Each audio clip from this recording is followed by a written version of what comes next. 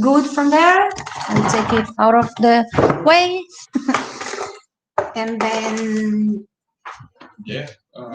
so just introducing, this is Jan. He will talk about Agile today. And enjoy. Right. I'll start my background a little bit. So why I'm doing Agile development, why I am where I am, and so on. So I'm originally from Brazil.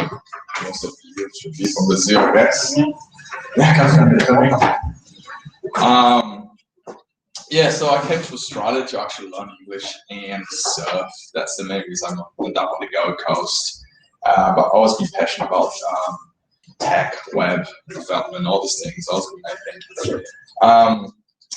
And I came for 6 months actually, and I just love this place, and I decided to stay. So how can I stay here? What are the process? I need visa, all these things that came probably up.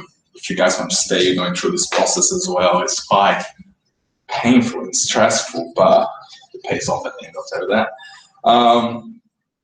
So I decided to, back in the days, so it's 2007 when I arrived here, we had a course that would give me a visa. It's called like graphic prepares, and doing this course, there's a couple units about web developing in Dreamweaver. I don't know if you guys heard about Dreamweaver. So that's when I learned, start put my hands down. I said, that's so cool, and things happening. So that's how I actually managed to stay in Australia through that, and got a job, and that's going to start. That's how it started. I'm just touching this point because if you want to stay here, you might go through that different times, different process, but it's pretty much the same. I went through that. So that's how I started, and it was about 2009 when I finished the course, and I got a job doing content entry. So I started doing content entry for a company based in Southport. Still there. It's about tourism holding, I think it's called. What they do, they have API, and then we used to build sites for different companies to sell packages using this API.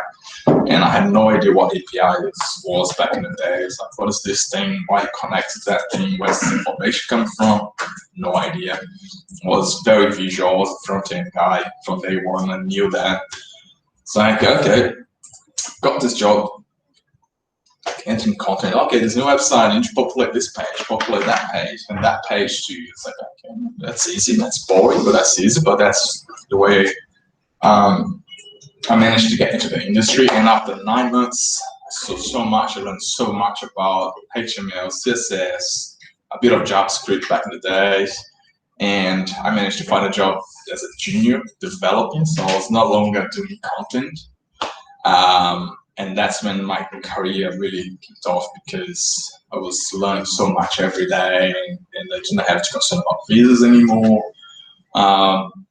So that helped a lot. And then back in the days, I never heard about it. No one talked about Agile. What's Agile? What's this methodology? What's Scrum? Never heard about this. Everything was sequential, aka waterfall. So you work on a project. Once you finish task 1, you go to task 2. Once you finish task 2, you go to task 3, and so on and on. So it's pretty much.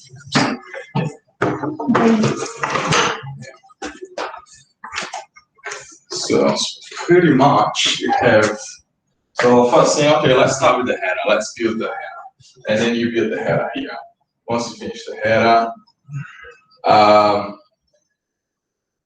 once you finish that header, you start the banner.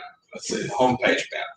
Then you start the banner on the homepage, and then when you finish that, and you so on and on. So that's how they call it waterfall. It's sequential. So once you finish one, the next one you up in your list, and then you go like that. When you build very simple stuff, that's perfect. You don't have to go Agile. This will work, because the header is the header. There's not much can happen there. However, if you need to log in, where's this login coming from? Is that API ready for the login? Where are you going to connect that from? So, this the API is not ready. I can't finish the header. I can't finish the header. That's when Agile comes in. So if I still on waterfall, I'll sit here and wait 6 hours, 10 hours, next day. So what I'm gonna do? Just wait. They're getting ready for you. Sit there, wait, and talk, and go and have a coffee and come back. Is that ready? Can I do something else? Okay, go and wash the dishes and whatever. That I learned with this, and it's like it's good for the developer, but not very good for the company, because good developer you can have a break and you do whatever.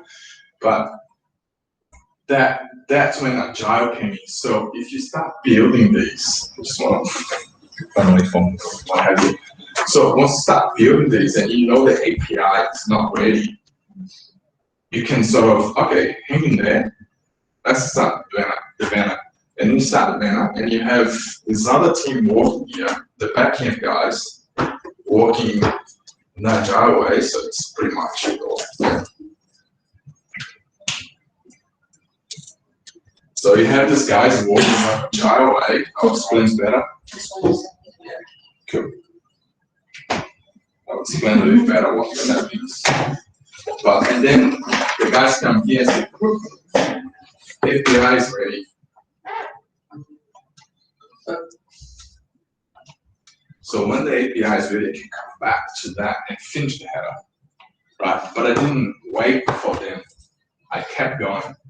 The band is done. Next one's done. Oh, they finished. Okay, I come back here, and then I finish that without waiting for them to provide the API. This is it's very logical if you talk about it, and if you think, okay, of course, why are you gonna wait for this? Why I can continue doing the other things, but there is no dependency on the banner from the header. Well, back in the days, you just swipe, and then people go nuts. So it's like, okay, what are you doing? I'm just waiting for the API. Is there anything else you can do? Not really.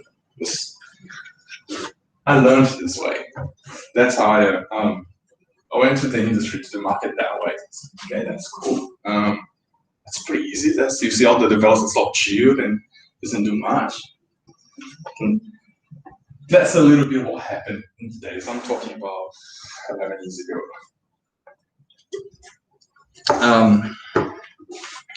Right. So I jump one bullet point here. But that was pretty much. So what I want to say, that's the waterfall. That's the difference today. Today we have Agile and waterfall. Waterfall is very sequential, and Agile is a cycle. Sorry, it's a cycle. So you do one thing, and then you come back to the same task with something else, and then you move on. So it's pretty much, if I recall well, it's going to be something like these. I might be wrong. That. And that. That's the final product.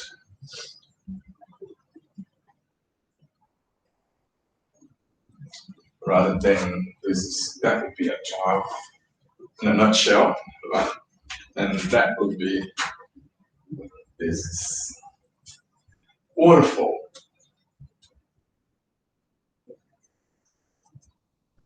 Methodologies.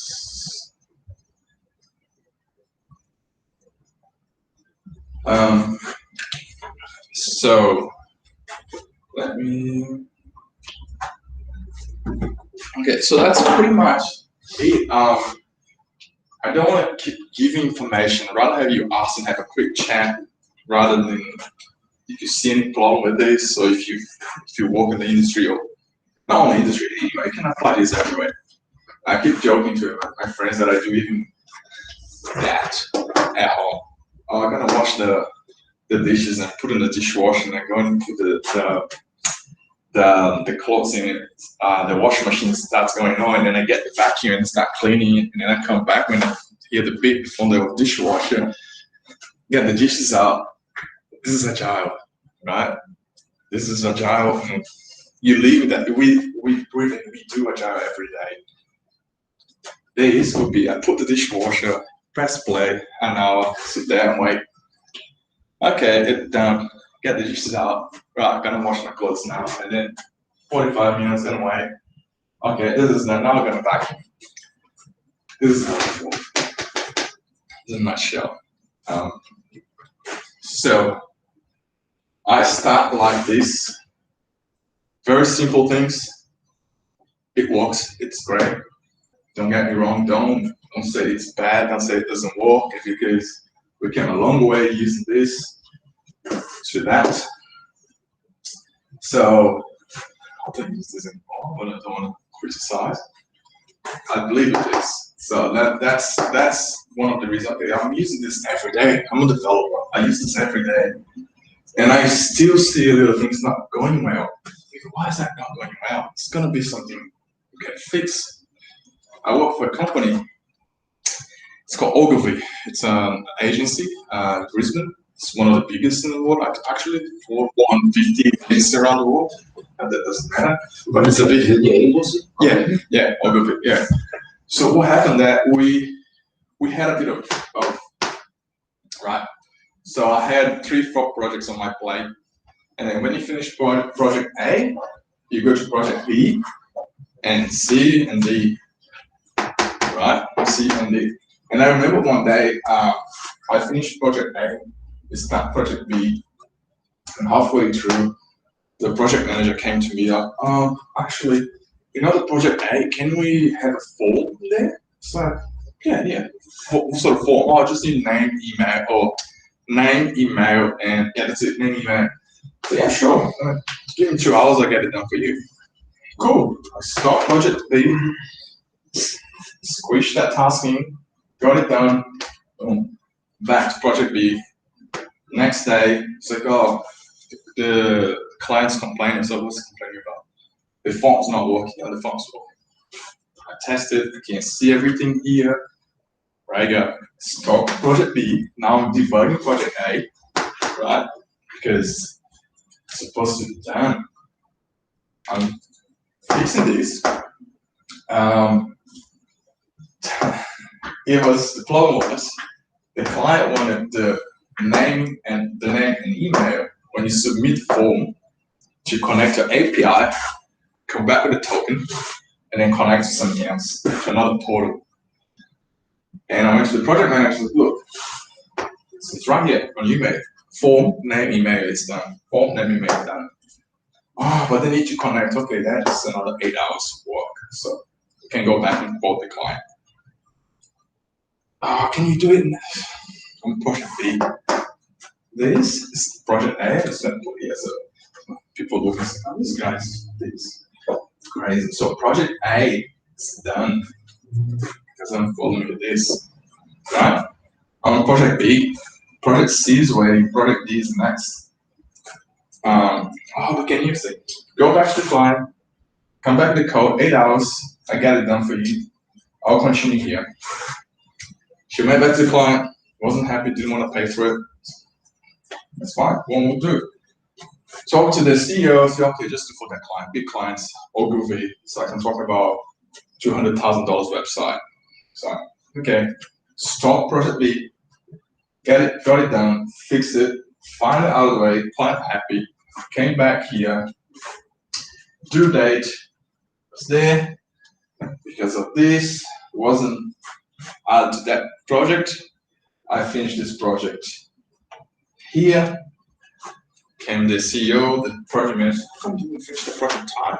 You quoted, yeah, I did. And I'll finish on time. So I'll finish on time today. I said, yeah, today. But you forgot about this, that, and that. And then add those hours. It's like, oh, you shouldn't tell me this. It's like, I did. It's like, I'll finish this tomorrow, by the end of the day. No, I'm here today. No, I'll finish today. I'll finish it tomorrow by the end of the day. And then what's going on? How can we improve this, even though we're using a bit of this and that? Because over here, tasks that I couldn't do, or I need something from the client, I wouldn't stop. I'll skip to the next one. Ask the project manager to get the information that I need. and I'll continue. So I'll use these. It's naturally, like, wasn't part of the culture of the company. I was doing this myself. I'll continue on. A lot of people do that anyway. And then when the information I need to come back, I'll come back to that task, finish, and continue on and on and on. However, the project manager, the CEO, all using this. So when you come here, they expect the project done there. I couldn't finish that because I didn't have the time. So they start complaining. It's like, okay, there's something wrong. I need to understand why this is happening. How can we improve this? And I'm giving one example. If you work in the industry, agency mainly. If you work in an agency, it's beautiful. You learn so much. It's new technology every day. It's something new. Whew, that will drain you because it's hard, but you learn heaps. So working there, I realized that, okay, there's something wrong here. I need to study. I need to find out what's wrong with this because I can't put that pressure on me. At the end of the day, when I look at this code that I did, I was not happy about it. It's a cool spaghetti code. I hate it. I'm not proud of this because I had to push, right? And then I do a quote, I do a project, and you look at my code, and it's like, oh, okay, why have you done that? Time. I don't have time to do it properly, and it's been finished, right? I wasn't happy at all. So then I start to find out what's going on, and I end up, Agile, the thing. How fit Agile into this madness? And that's when I brought to my project manager. She's very, back in the days, she's great. She's like, yeah, you can do that way, just go. You can do that way, and I want to push that to the company because yeah, so old school, we like this, right? So okay, I started doing this on my own. Like I didn't know much, just doing little things here and there, and then cycling, finish this, start the next one. If I can't finish this, notify the project manager, continue. When I get information, come back to this and finish. Sort of a cycle. It goes like that. So for that form, for that example that I say here, I'll say I start with the form, and I realize that the form's done.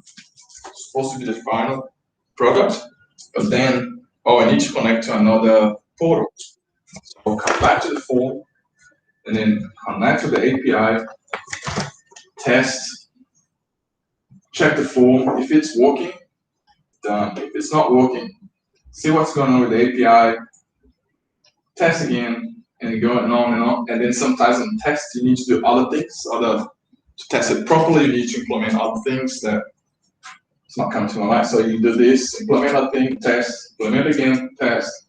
Okay, this is good now. Form's done, boom, bye, done. Form's done, properly tested. API is properly working. I don't have to come back to this because I know that form is done. If I do this, I come here, and over here, I implement the form here, and I test, it's great, it's working. I implement something else here, could be a different, they change the API to version 2. That'll break my form, but I'm no longer in the form, I'm going forward. So when I finish the project, and I test the entire thing, the form isn't working. How come the form isn't working? They tested a million times. You got the email, I tested, I logged in. I don't know. Okay, so let's find out, let's investigate what's going on with the form. Okay. The form was done on day 3. We're now on day 50. From day 3 to day 50, got a lot of code between them. What is actually breaking the form? I don't know. I have no idea. And then you go back, and then you go to, if you're gonna be a developer, get used to debugging. So you debug for hours and hours and hours and hours, and there's nothing wrong with the form. These guys here changed the API, so they broke the form. But you spend 10 hours trying to find out. So how you do that? How are you gonna explain that to the project manager or to the CEO or to the client? So you can't, because it wasn't done in this way. So this guy needs to notify that guy So they come back and do it again, rather than keep forward. When you get to the end of it, it's like, okay, it's done. It's a website, it's all working, it's beautiful, and you test it. So that's how I manage to avoid this sort of painful promises. False promises was very true when I promised the guys when I called the project. Was completely honest, and I thought I'll finish by there. Couldn't finish because I had to follow this. So yeah, that's when I started using Agile, and I could not give the timeline anymore. That's the thing the project managers hate, right? If you're a developer, you hate. Or if you're a developer, the project manager will hate you because that's how long it takes for that. 2 to 5, 3 hours is different. Yeah, 2 to 5. If it's a good day, it's best scenario, 2 hours. Worst case, 5 hours. Oh, can you give him a time? Yeah, it's 5. Oh, but he just said 2. Yeah. You want a time? I'll give him 5. Oh, can you do it 2? Maybe. I won't promise you that. I won't promise anything. Rather than 5. I can promise you 5 hours. I'll get it done in 5 hours. So, and then they start hating. No, not hate, but they appreciate at the end of the project because what you say is what you say. You know what I mean? They're not lying, be very honest. The project manager love that, but sometimes it's really hard for them to deal with the client. You come to the client, oh, they'll take 5 hours for form. Say, yes, $1,000 for form. Yes, $1,000 for form. If you want it, you do it. If you don't want it, I can give you another option. It's going to cost you nothing, but if you want to change down the track, it might cost you a fortune. It's up to you. So you push the problem, not a problem, you push problem away from you, right? So I'm telling you it's 5 hours because they're going to do this. I need time to test and test and test. Once it's done, I'll do another run. If it passes here, no problem, 2 hours. If I test, find a problem, test again, another problem, fix that problem. Oh, looks good, let's do it again, just in case. The API is good, test, ooh, something broke. Another one, then comes 5 hours, no longer 2. So this is one thing you're gonna have to learn how to manage expectation of the project manager if you're a developer. Now, knowing this, knowing that, I have a bit of knowledge this, and knowing that very well, because I worked on that for 5 years or so, I decided to master this. Like, I want to learn this. I want to learn it. I want to know. I want to talk to the client. I want to be able to give it the answer straight away. I want to be able to master, dominate this, and they're like, okay, I know how it works. Don't worry. I'm telling you this. It works that way. And because this sort of works well, if you can sort of mismatch those two, you're gonna do very well. That's when I decided to become a Scrum Master. Because the Scrum Master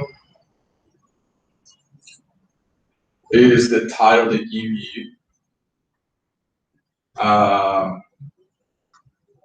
when you do a test and you do a test and then you get certified, you become a Scrum Master.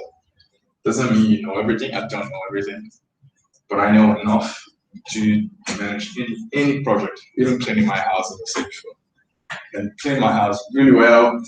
2 hours, I get everything. The last 2 hours, an hour and a half, 40 minutes, all done in 2 hours because I use this. It's funny, but it's true. So that's when I decided to become a Scrum Master. This fella here opens a lot of doors for you. It's unbelievable. It's like, holy crap, right? Because you are a developer. I have about 10 years experience as a developer. But this thing here, every company, imagine if you own a company, you have a small business and you're doing this app. Oh, this guy's a good developer. Oh, he's also a Scrum Master. So from the perspective of the owner, okay, that guy will help me guide everything. Everyone talks about Scrum Master. What's Scrum Master? I don't know. He's a certified. Okay. Bring the guy in. Let's have a talk. And that opens a lot of doors. And if you're working with products instead of websites, you're gonna use this. This is what I'm getting. If you're building websites, I'll have a friend of mine that opened this new store and selling a bit of shoes. You can do that. That might work because it's one-off. You build. Once it's done, you can sell, you can pay, you can do everything. They'll do. They'll definitely do. I'm not sure it's going to go smooth, but that will work. Waterfall will work. But if you're doing products, big things, huge things, that's what you're going to use. At work now, by the way, I work in a company called DHI. DHI is a parent company. My unit is seaport. What we do, we manage the vessels that comes in and out of Brisbane, Port of Virginia, Indonesia, and I think it's one in Danish, and I always get confused with the name. But I mainly work with Port of Brisbane. So what we do, we have a bunch of engineers that has a field device in the water with the forecast. They predict the best time for a vessel of X size, weight, and everything to come into Brisbane and get the containers off and get out of Brisbane port. So that's what I do now.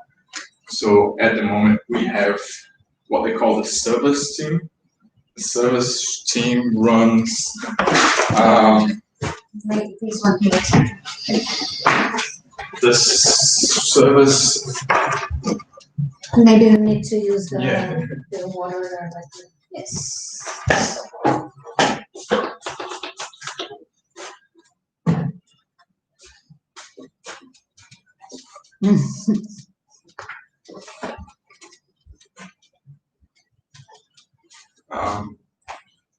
At the moment, we have what we call the service team, which is I'm part of this team, and then we deal with the client.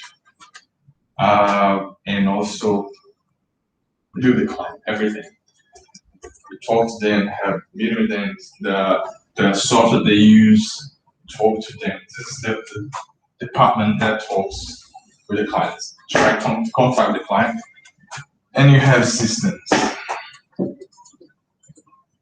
Systems is pretty much all these my guys, right? All the engineers doing a lot of things and then get the device on the water, the seabed, and all those things that I don't even know. I know a little bit, but I don't know. I don't have deep information about how it works. But I know enough to understand what I need here. So this guy they have one sprint on their own. It's actually funny, but I can't remember. And we have one sprint. So the sprint is pretty much this whole thing here in Agile is called sprint, right?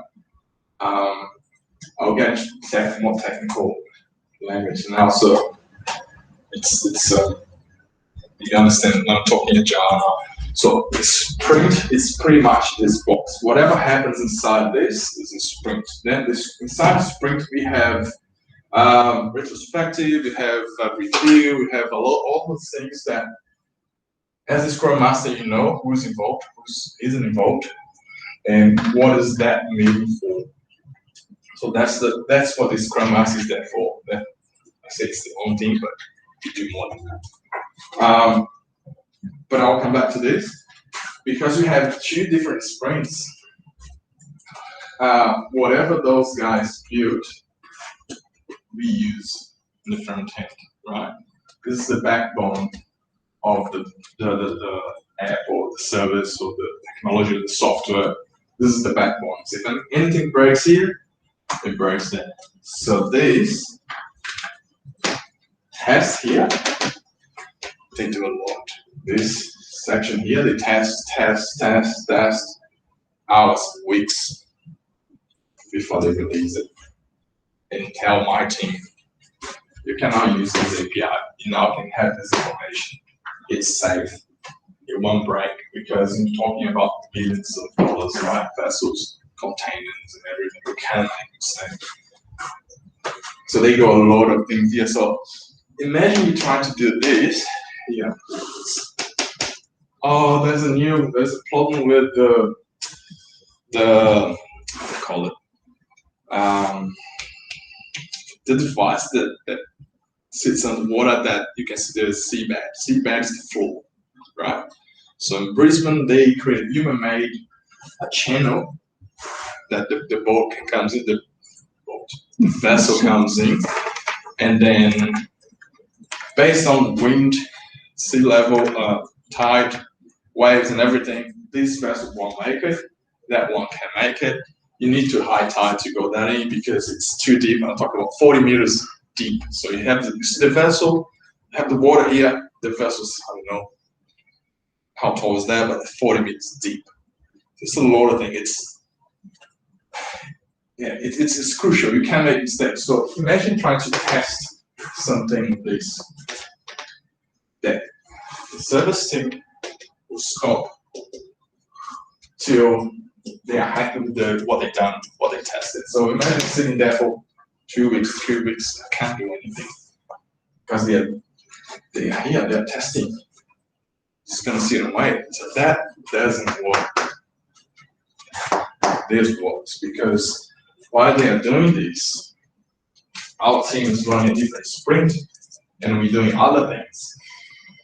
And I'm preparing for whatever is gonna come from here. I don't know what's coming.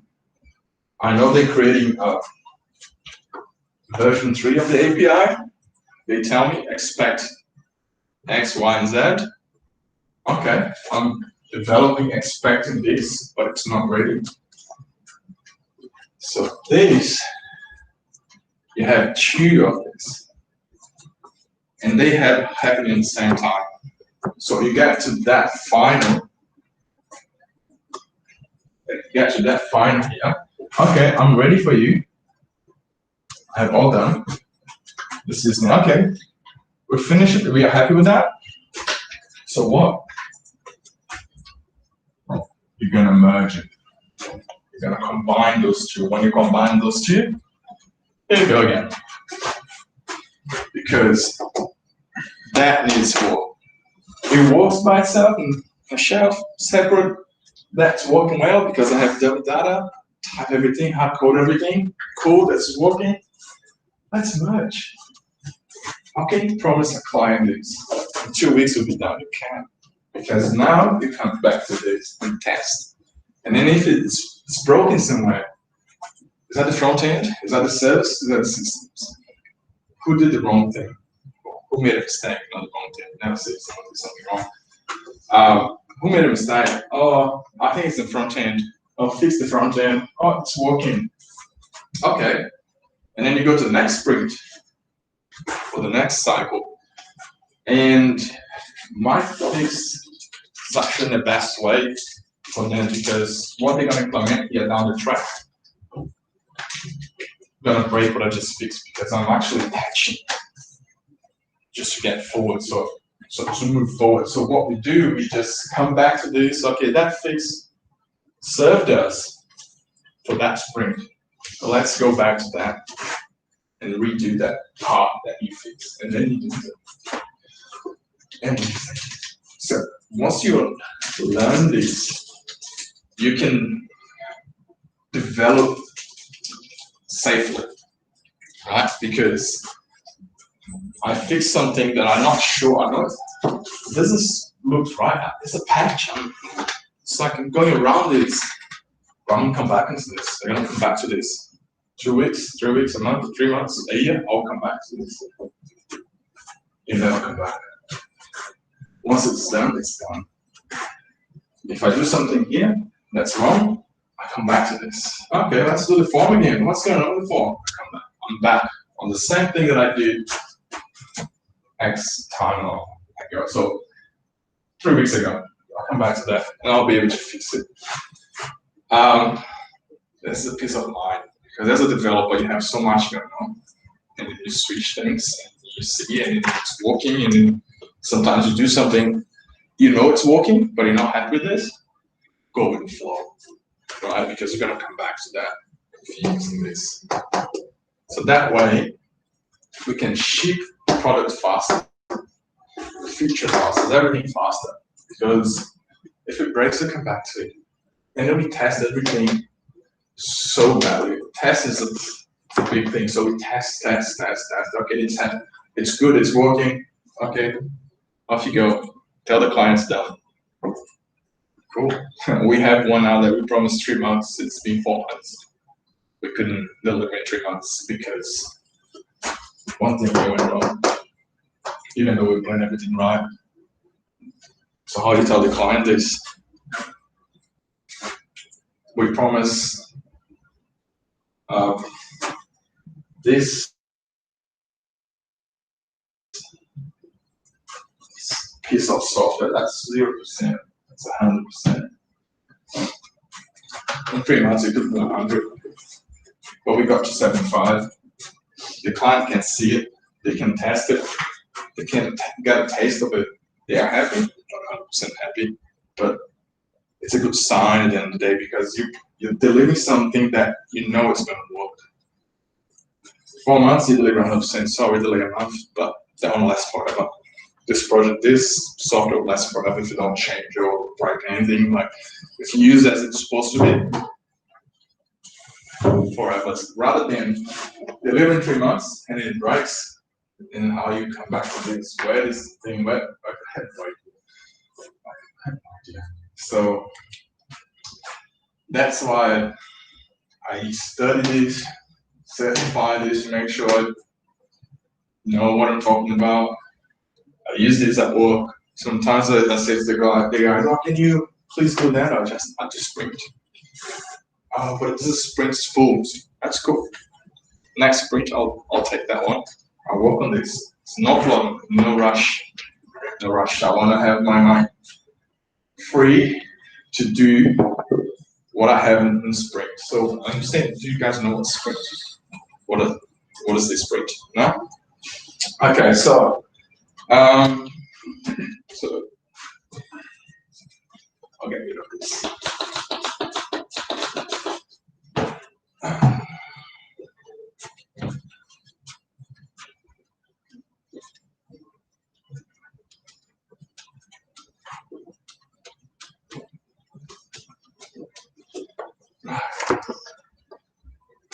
So in Agile, you have the sprint. Everyone's going to talk about this. Oh, this sprint's pretty much done. We can't fit anything on this sprint. This sprint's done. I'm ready to go. Blah, blah, blah. The sprint, it's a time box. It's a box. That's why I did this. It's a box. Everything happens here. Company do 2 weeks sprint is very common. Everyone else 2 weeks. Why it's 2 weeks? It's 2 weeks. Yeah, let's do 2 weeks. Systems, you can't do much in 2 weeks, right? If it's small little fix, yes. Otherwise, just gonna do a month. A month is a limit, right? Sometimes, because we have 2 things running together, we try to sync them all the time because if you go 2 weeks here, 3 weeks there, when you're gonna sync that? Is at the right time, but I haven't finished. Oh, I finished, but I haven't finished. Wait, you gotta have to sync. You have to choose sprints running at the same time. You're gonna have to talk between things. One might have to compromise to make it easier. You don't have to compromise to make it easier. Okay, let's do every 2 weeks to merge everything, test everything. Done. So sprint is a time box. So it's all exams gonna be 2 weeks. Why 2 weeks? Because it's 2 weeks. Right? So and then from there you have the planning. So in that 2 weeks, in a sprint, you have about 8 hours planning. It's pretty much a day that you're gonna plan what you're gonna do. How are you gonna plan this? Right. So you sit in something like that. Imagine you got a team, and then we're gonna do something with the front end, and you have like tasks, a lot of tasks in it. And then the CEO decided this is This is priority. That one two, and that one two. Okay, those three is gonna go on that sprint no matter what. But those three is gonna take maybe 5 days. We have another 5 days. Fill this up. So that's when you start taking from the top what you want. And then you sort of put all together here and you create a split. We're gonna do that.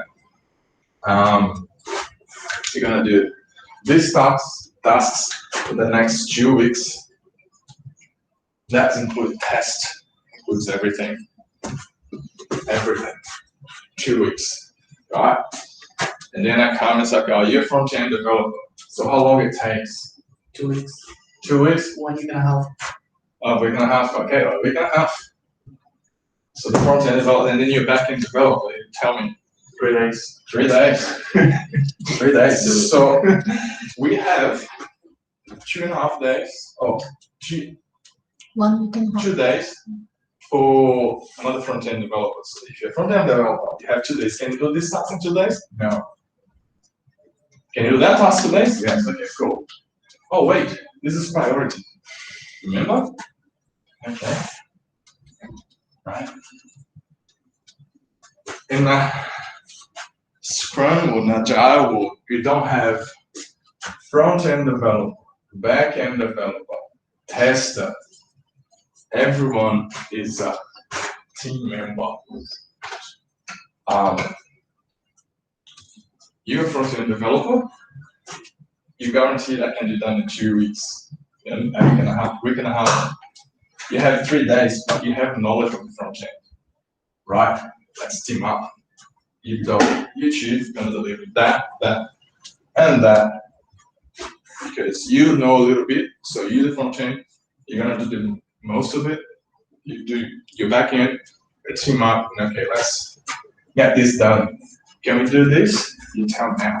If you can do that, I'll have to find other resources. So the sprint is about like a specific task, or it's about a time that you have like to test many different tasks and like see how things are going. Time. So sprint, you got 2 weeks, and at the end of the 2 weeks, you have to deliver a feature. I think that the easiest way to understand the sprint, the project is a marathon.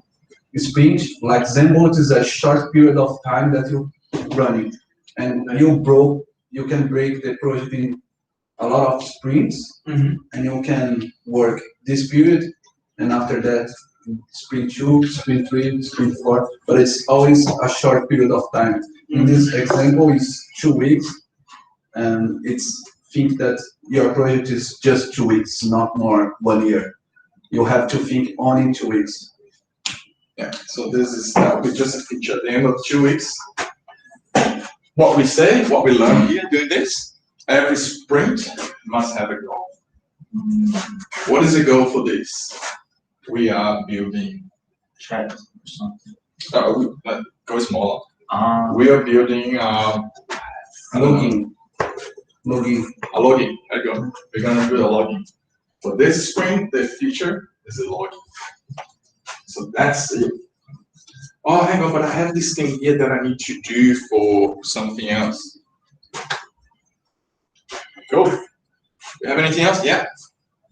Cool. No problem. We won't come in this sprint. Because this sprint, we're building up logging. Just kind of divide everything into tasks, pretty much. And you finish the task, we're done with that. You don't have to come back anymore. Next task. Yep. Yeah. You break into tasks. Sometimes you do the logging. What does it do? You're gonna log into what? What's a login? What is this doing? Like, I have no idea, right? So this plan, you're gonna explain everything. Everyone's gonna talk and say, oh, we can deliver login in 2 weeks. Okay, no, that's fine. What can you deliver in 2 weeks? Oh, we can do a page. That's called API. So we can push those data to the API and come back and talk. Cool. That's what we're doing. But maybe you need to go back to it, and that's why the box at time should be short, because you have a feature that's ready for the client to test, and then you can go straight away and fix. But if you wait for long periods to go back and try to put the things together and you discover late, many time passed, so you don't remember much more what you did, so the effort to fix the thing will be much bigger and can impact the delivery. Yeah, I'll tell you, I don't remember what I did last week. Developing. I don't. I know what I worked. I remember the goal that I had last week. What I've done, I can't remember. I have to look at the code and see. Last week, which is 3.5 weeks, so sprint finishes tomorrow. But we are building a virtualized table. That's what we're doing. That's all we're doing. Which is pretty much, you have a table that so you can scroll on a table. So keep scrolling, only loads what you see. So whatever's on the table here, you can't see, it's not loaded yet. And the top node, so it's good for optimizing your app. So you only see, so if that's the screen, but your table comes, this is your table, you only load this. And this I'm talking about 10 items rather than 1,000 items. So this is what I'm working. It's pretty much the fun about it. Of course I did it here. Right, so I'm going through this now. So I'm fixing this, and the problem is, it's tricky. When you resize this fella, it doesn't like it. It does not like it. Because to virtualize the thing, you have to set the height. How do I know this? Because I'm working this for 2 weeks. And I can tell everything about this. Now, at the end of next month, ask me about this. Oh, it's something to do with the height. Okay, what? I have no idea. Just like I'll have a look at the code. Because we do a lot of things. And well, I'm not a genius. Some people just remember everything. I work with the guys like, oh, the login's not working. Have you tried that? No, so give it a go. I remember that problem. When did you work on that? About a year ago. Feel bad. I can't remember. It's just like, what, dude? How? I worked on it. Fair enough. Okay. What am I gonna say? Just go there and try that thing and work. That's why he's a bloody senior. A developer will be 24 years old. He's 24 and it's like he knows everything. It's like it's not. But anyway, he knows everything. Right? This is so annoying. But it's good because you learn heaps with this guy. He's so humble and he's so simple and funny. But he knows a lot. I don't know how. But anyway. So yeah, that's the sprint. You plan the sprint. Right. So just made a mess again.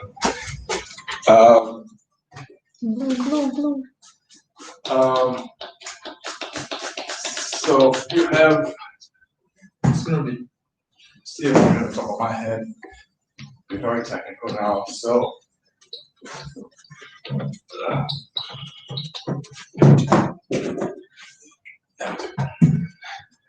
so you have this sprint. See, I'm repeating myself. 2 weeks. The very first thing you do, you plan. You plan the sprint, and every day you have a 50 minutes meeting. They call it the stand-up. So, okay, we agreed this. You're gonna do that feature. You're gonna do something else. So the sprint started, and then you have the stand-up. We're gonna hear about that all the time. Have the stand-up, which is a 15 minutes, no more than 15 minutes. What are you gonna say here? What I did yesterday? What are you gonna do today? Do I have any blockers? Do I have any problem with this? Anything that won't let me do what I need to do? That's all you're gonna say. Yesterday, I started debugging the virtualized table. Today, I will continue debugging that. There's nothing that's gonna block me. That's my bug. I introduced this bug. Next. That's it. No more than 15 minutes. and then you go. Why are we doing that? Because I might say something, or I have a bug, I introduce this bug, and you work on that in the previous job. I don't know. He did. Or have a look at the hide. Might be the hide. Okay, cool. I'll check that. Or he'll say, I'll come talk to you. I might know what it is. Cool. Next. So everyone in the team knows what's up, right? If we talk back end language, I have no idea what you're talking about, what sort of feature on API. That's cool. I don't know. That's fine. But he might know. Might tip in, and then you move faster. That's what's for. Nothing else, right? 15 minutes max.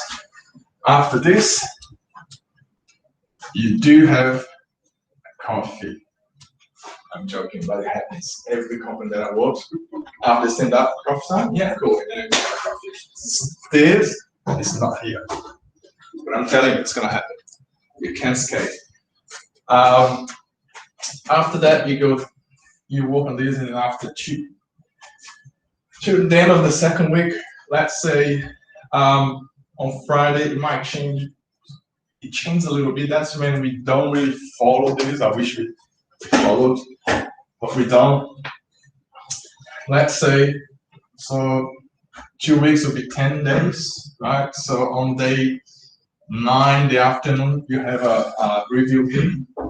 The review meeting is when we invite everyone, everyone. Persons walking by that, do you want to have a look at this? Yeah, sure. Because you're going to feedback. That's when you're going to invite the stakeholders. Who are they? Whoever's paying for your software. In our case, stakeholders will be Port of Brisbane. Port of Brisbane is welcome to come if they want to for this time. And then it goes no more than 4 hours. Over here, we're going to show this is what we're doing. Remember that I say to you that I had 0 to 175% done in 3 months? They saw that, they look at that, okay, I can see where you guys are going.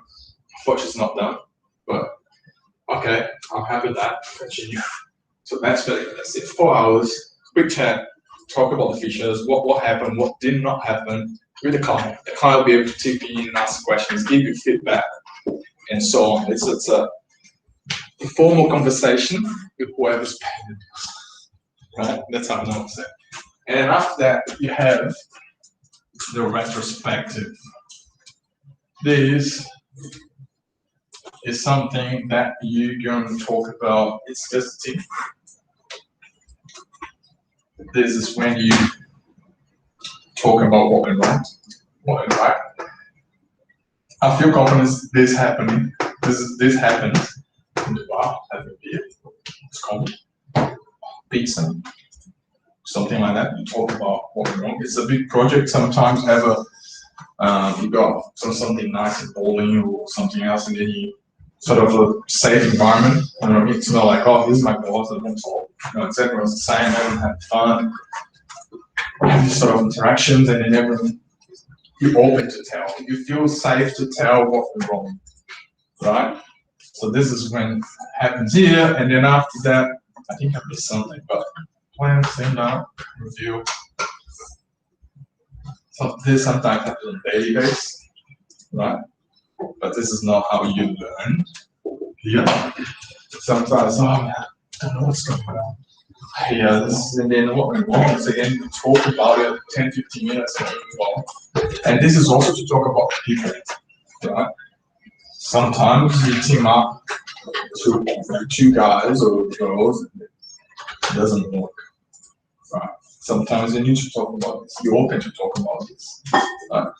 That's when the Scrum Master becomes a master, because it's really hard to get information about other people, because you know you want to work and then you don't want to tell not bad things, but you don't want to tell something that might offend that person, or you know you shouldn't. But that's when you talk like, look, I'm working with this guy, but sometimes I can't get things done because it just sort of delays everything. It's a bit slow.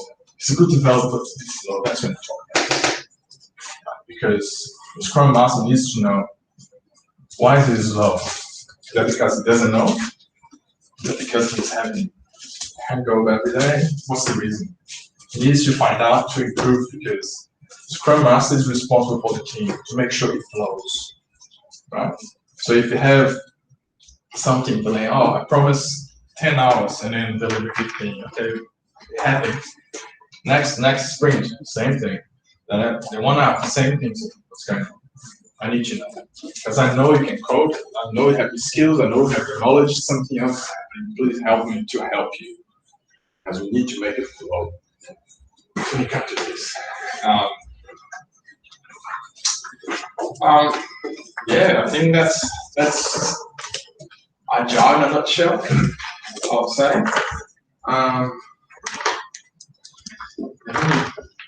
Input or anything? I forgot something. Any questions or? I have a question. It's my opinion and like my experience. I think that both Agile and Waterfall is based on the industry you're working. Yeah. So because Agile works perfectly for IT and development and everything like ICT basically. My experience is like constructing oil platforms. Right. So Agile itself only won't work for me. I need the waterfall. But even like for the 7th edition for the PMI, they are making some huge improvements actually. Yeah. And because of course, I think that there are many things with waterfall that are old-fashioned that we don't need to stick anymore because it's not dynamic. Yeah. And you can have like an agile approach on many phases, but you cannot at all use all this methodology for like not only. I think that's not only for oil platforms, but any kind of construction, you need kind of to follow. What would you say that, how would you use the Agile mixed with waterfall? In this case, not with IT thinking, you know what I mean? With this. Yeah.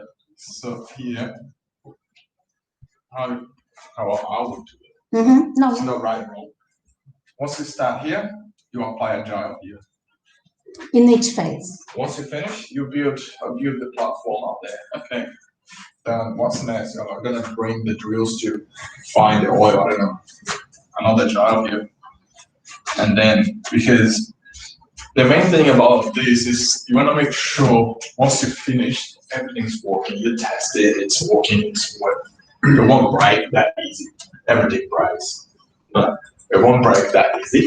So I would do Agile, step phase 1, Agile phase 2, Agile phase 3. Oh, find out something here that needs to be done there. The foundation, whatever needs to come back here. What do? You're down here.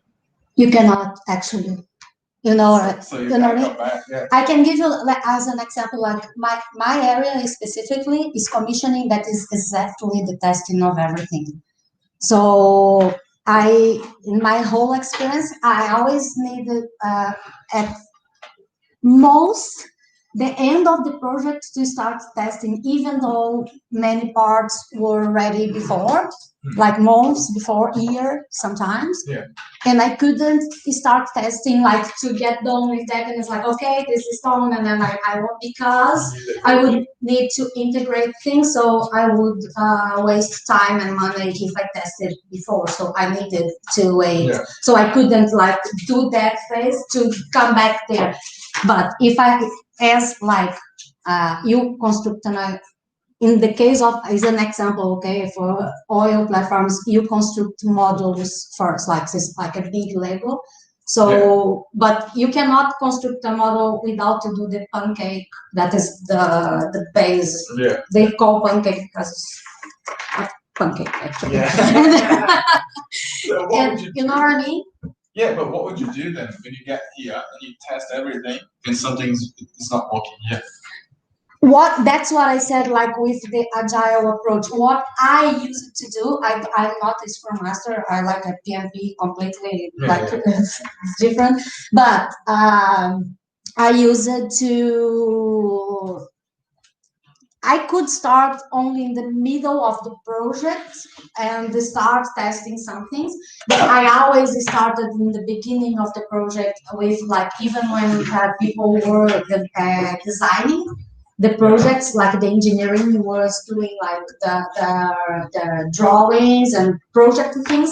At that point, I was there already. I think it is kind of lessons learned and also a bit of agile approach, where I use it like to say to the guys like, are you thinking about this and that? So I wanted, you know what I mean? But that's industry knowledge.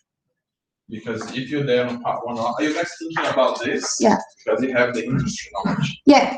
What have you done?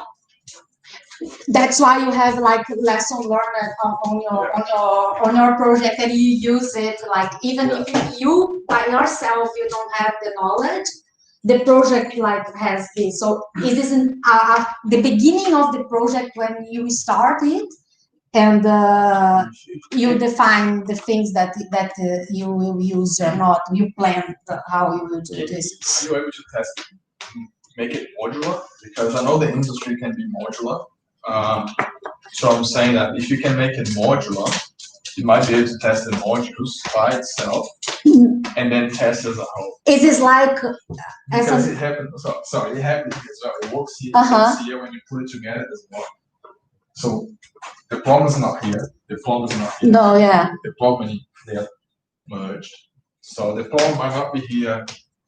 And so once you implement this break, it's working fine by itself. We need to test this. Are you able to test just that? Because what I'm saying, like, it works. Okay. Oh, let's put that here. Oh, not okay. So that's, you need to test this. Are you able to test this? No, it is like you said that you will test the, like, not you don't test, of course, but you test the roof without the walls. But you know what I mean? Yeah. You need to build the walls, and then like when you do a pancake, how can you test the pancake? Make sure it's right. I have the quality inspectors that go and test the weldings and the metrics, and then you can only put the other things on top. Start building the structure on the pancake after it's approved. So that's what I'm saying. That's what you're talking. That's what I'm saying. Like it is like an agile approach, but you cannot at all like the whole project. Like I won't use waterfall. You know what I mean? Like it must be a mix. Yeah. Some remember that I had those two. Sometimes they work together. Yeah. And then works fine, you know, because I went from, as you say, works fine in IT. Yeah, IT. I cannot think about like waterfall using this. And by the time I finished, it's actually funny because we had to do a lot of graphs to show the clients because it's one. It's hard. If I tell you, it's hard, but if you see in the graph, it's hard. It's easy to understand. We started this project 4 months down the track. Oh, this graph's not working for us. This library, this package, you know what I mean? This JavaScript package is not working for us because we need this. Oh, let's change it. Find something else. 4 months ago, this thing was the best thing. Nowadays it's outdated, so let's change everything. It happens. It's actually happening now. That's why we're doing the. Yes, that's easy with a program. But imagine like you are already with your structure on your pancake. Change the pancake. I have like a better technology. Next project, like lesson learned. The next project we will use this, or like the next project I will say to engineering people like, oh, use this because less. You know what I mean? So we need like to kind of. So I think that to choose the methodology that we use, depending also on the industry. Yeah, but you can always I'm not saying that you should use that all the time. No, yeah, But you can implement that inside. definitely. You might be able to do it here, but not there. And that's fine, because that will save you, I don't really know much about the industry, but that will save a lot of headache down the track.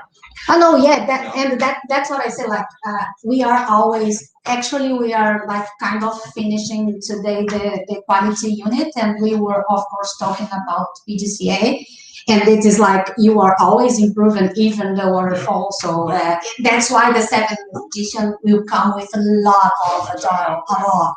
It's I had already no, it will be only next year. July, but I have what they are working for, like from the PMI they send us, and this is a lot. So of course there is always space to improve, and that's why I was asking, like, what would you do? Like, how would you implement Agile into waterfall in the case that you are not working with IT? Yeah, I would try this. I would if I know the industry. If I knew the industry I can't change, might not be able to do in this phase, but I will try to implement. Cool. Because, Thank you. To comment, I agree with you that depends on the industry, but to be more precise, I would say that depends on the type of requirements on the project. Because remember when we explained at the beginning, the waterfall, you kind of plan, and this is very in the nature of like industry that spends like big contracts, $1 million, $2 million. You cannot tell the CEO, oh, this is going to be delivered, have to check another $200,000 in the project. He won't accept that. So, but that's why management, they like waterfall, because they say this is X and this won't change. That's the money that we can spend. Find a company that can do for the cheapest money, and that's why waterfall accepts, and it's like the choice of management. But when we talk about Agile is not this. Agile by itself, it's very flexible, you know. There are many different methodologies and tasks that we can introduce in practice. That what Agile helps you is to help to know your team and how your team works best. So you don't have to use everything. You have to use one and test different things to understand how your team works best. So that might be one way for waterfall projects to incorporate Agile in parts of the project where requirements are not clear. So you can use those tools to understand better the requirements and be able to get back to refine and give more information to your team to work best together. Yeah, but you can also, this is not about the methodology that we are using, it's about leadership.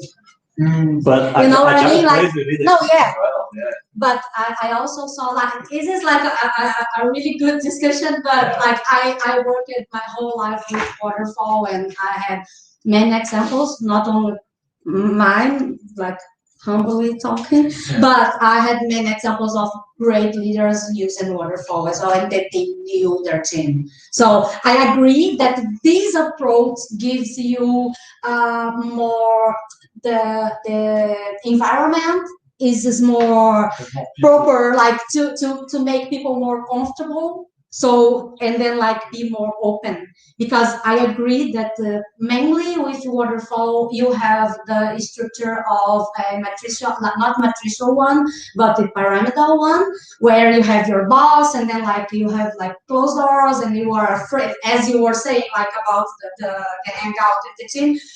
But it's more on the, I agree that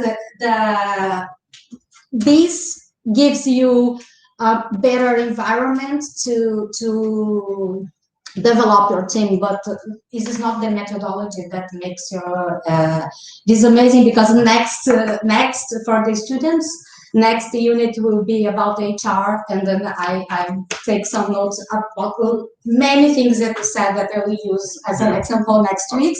And this is like, I think this is about the approach, my opinion. It's a good point. It's not just about the project, as you say, it's about people oriented.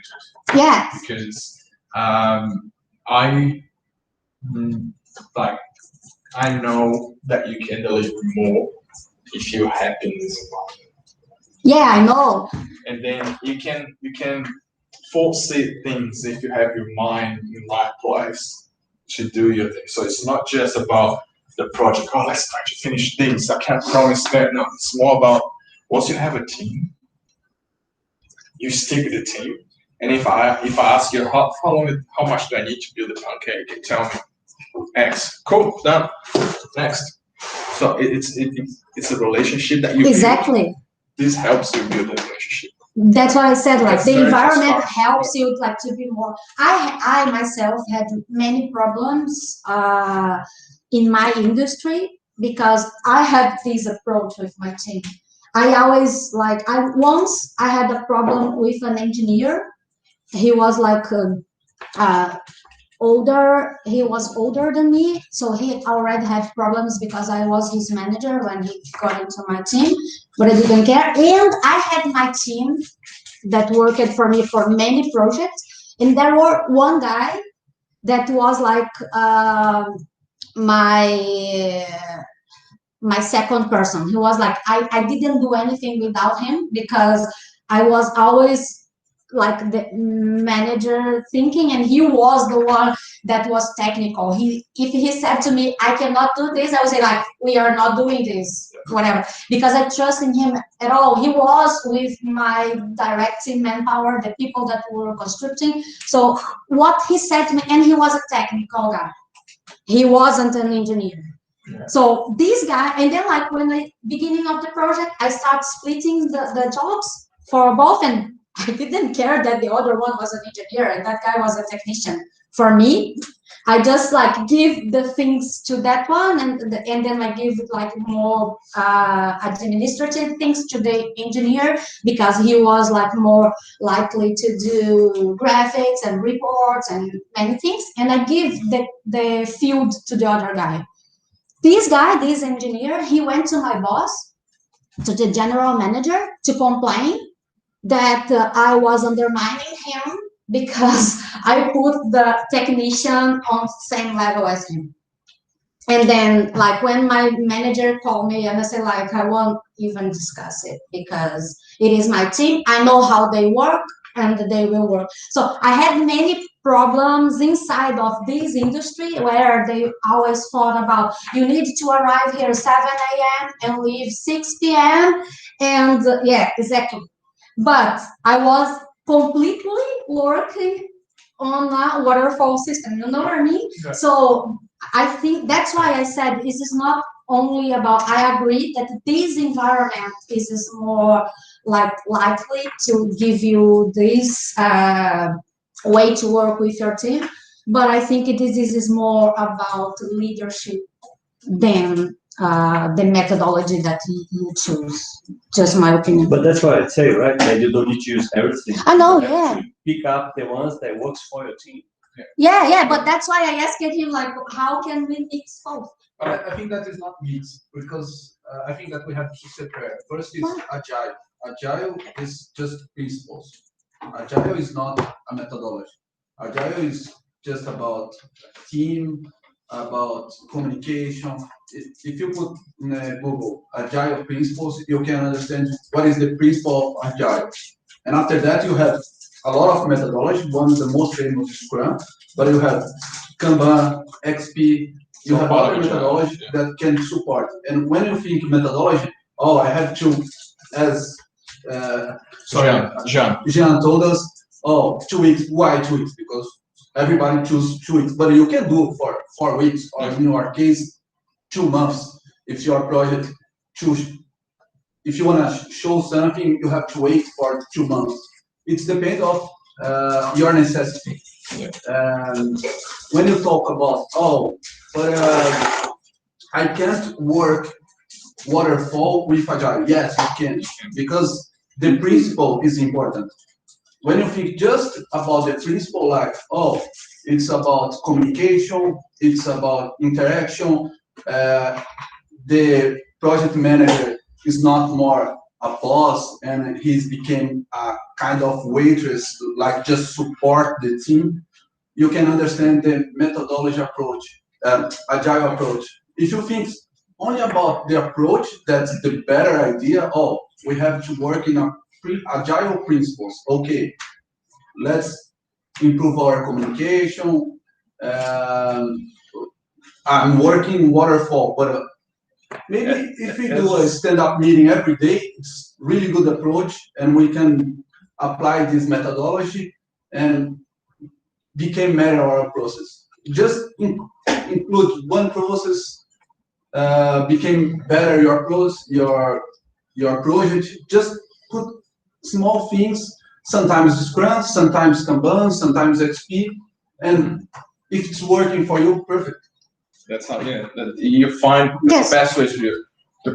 For me, the problem that I find in PMBOK, I study that thing, so I talk whole thing. It's a monster. Yeah, this is not a monster. This is easier, but okay. I can show you how it is easier, but this is not the thing today. No, it is. No. But when you look at this, it seems a monster. But I can show you that it is very simple. I bet with you, like talking about that this morning, I can bet with you that I will show you that there is a way, like it's an agile way to show you this. So that approach, it's more like, okay, I'm a project manager, you are engineer, you are administrator, or you are something else. When you come to agile, you break this. This doesn't exist. You as a project manager of this area in work, you are the Scrum Master. Your job here is not to delegate. Your job is to facilitate, right? So you're a servant. What do you need? What do you need? Okay, I'll talk. Okay, let's get this done. And then you facilitate, make sure you're happy, you're happy, you're happy. Oh, those two work together. Doesn't work. Okay, you're not working together. Work here. I'll pull you. Make sure it flows. And then, as you say, there are many tools that you can use to make it happen, right? So if you can find the right tool for your team, it will work. Yeah. And then I think once you go from that to that, the very first thing, you are not above them. You're not like you're not giving orders. You're no longer giving orders, because it's quite common that one. I'm planning something, you plan this, or you plan this. Okay, you do that, and then delegate, and then you ask them. You're like, I've done this. No, okay, I'm waiting for that. This doesn't happen yet, because I go with your expertise. You tell me you know this, you know this. You're gonna do this, and if you tell me I don't know that, fine. Where on the PMBOK they say that you need to work with this, like that because this is not like that's what I say. Like I studied this.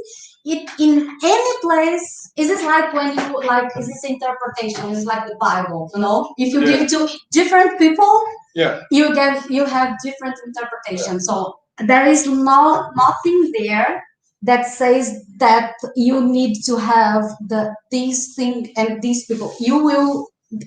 I used to say, people say that the most important thing, as it is called, the triple constraint. This is like scope, time, and cost. Yeah.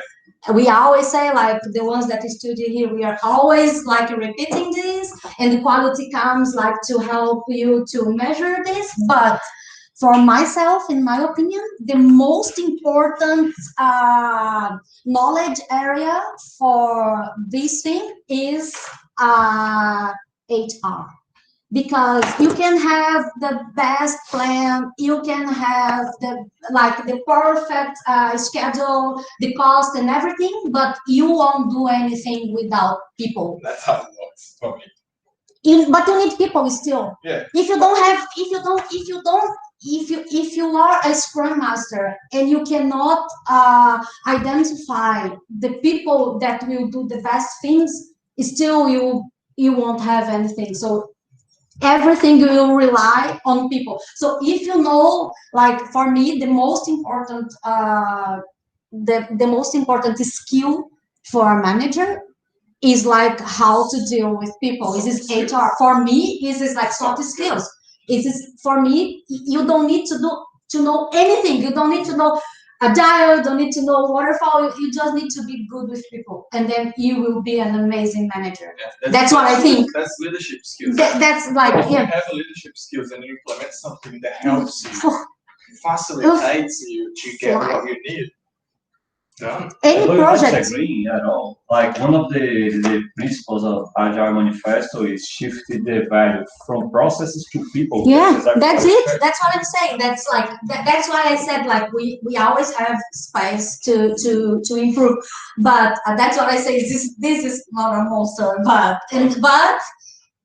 like even like an institute, I would say something that an institute like PMIs, they are changing because it needs to change. Yeah. Because it is somehow it is still makes things on blocks, and okay, we need, as I said before, in some industries we really need some things to be on that structure, but we need to have a different approach to make things better and to follow this. Exactly. Exactly this.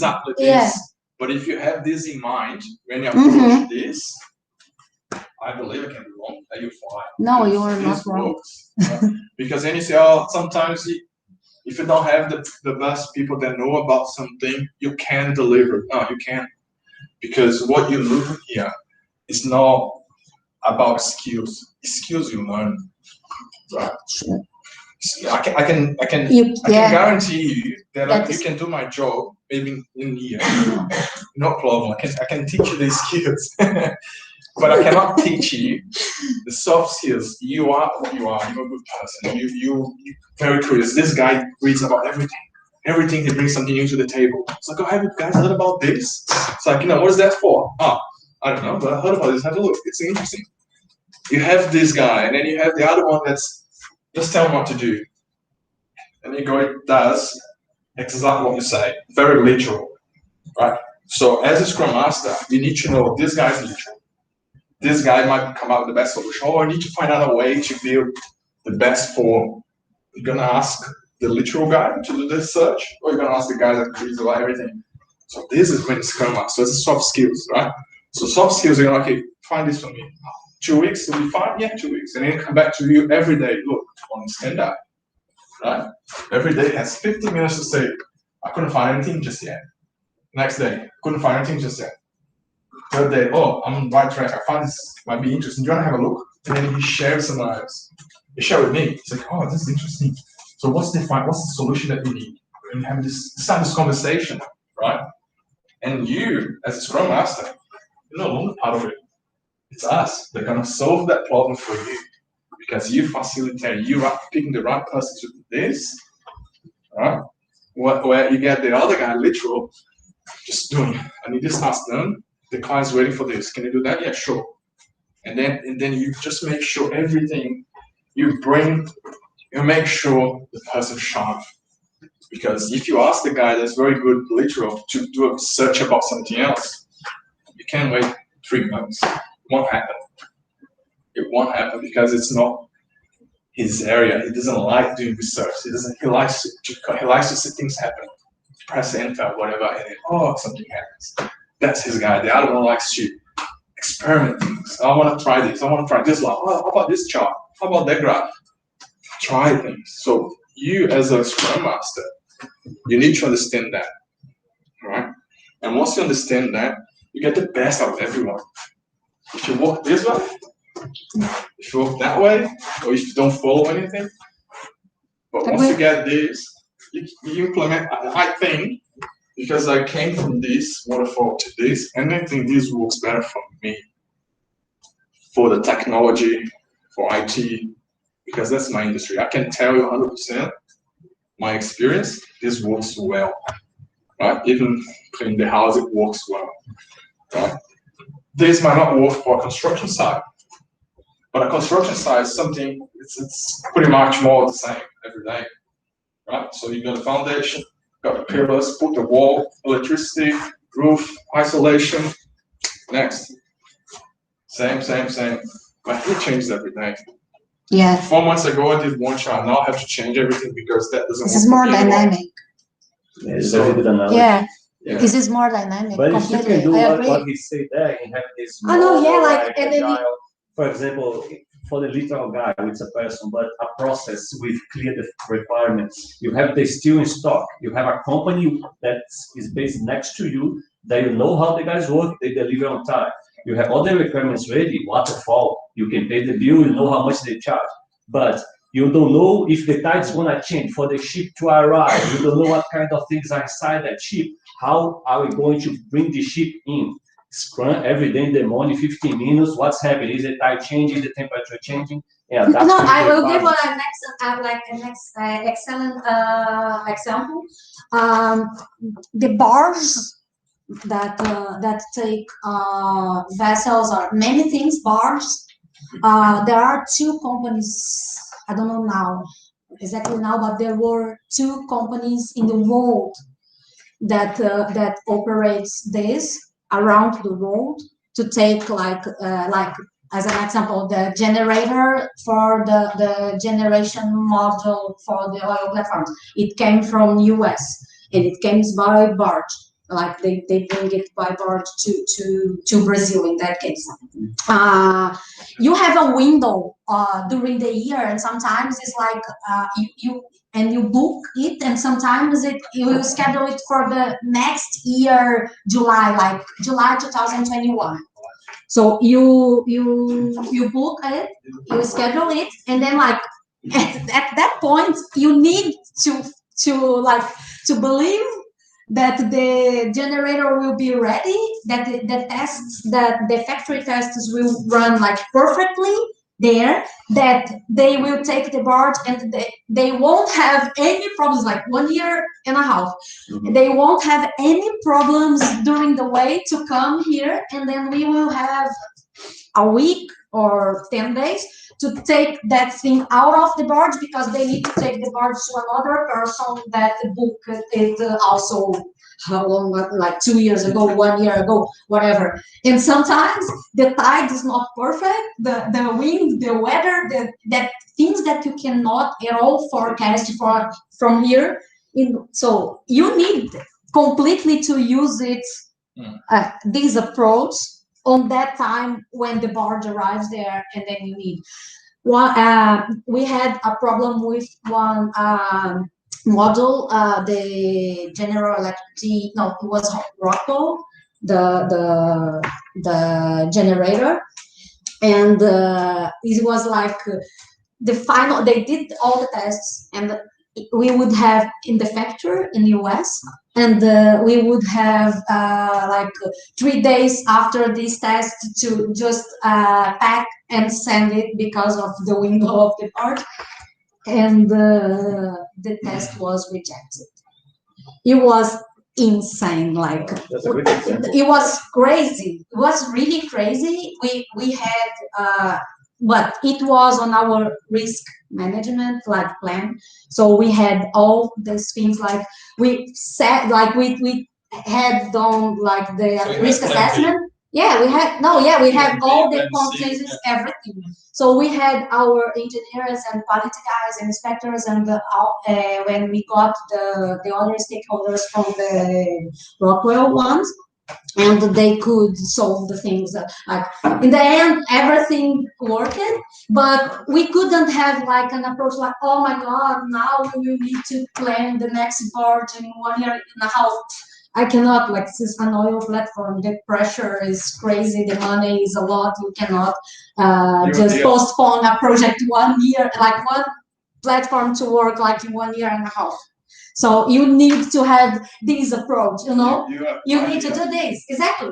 The port that you want to bring, the buy, okay, what can you do? Can you do the next port? Can you be São Paulo now? Can you go Santos? Can you go whatever? Next, okay, we can do the next state up, the next port, and then you next port. Okay, so you need the truck to go and pick up the generator from there and drive all the way to, let's say, São Paulo. Even this. So it needs to be because you know that you need to do things like that. If we couldn't take that barge, it would be like a huge problem.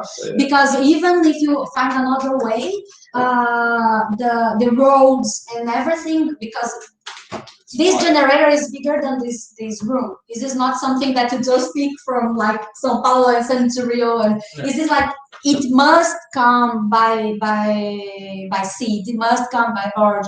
We cannot lose this window. We need, because you have only two. Imagine you have two companies in the world. that has like some like few bars that you can use. So you cannot stick in one thing and say like I only work like this, or is this not a word that you say like I'm working in Agile, I will only work Agile, I work this, I only. You need to say whatever flexible. works for Right? for your business or for that module, because I think everything modular is the nature of my industry, right? So whatever works for you on that, if it's Agile, if you can bring people, you can bring someone else that can manage to solve the problem for you, beautiful. If it works. If it's that way or that way, you know, yeah, beautiful. No, I like this approach. Yeah. Like. Do you allow me a last comment? Just Sure, maybe many just comments. a bit repetitive because this is for the benefit of the students who haven't tried Agile yet. People sometimes tend to say Agile is this and put Agile like he did a couple of boxes, experiment boxes, but Agile is not inside a box. No, this is the Scrum. This is what you learn in the Scrum Master.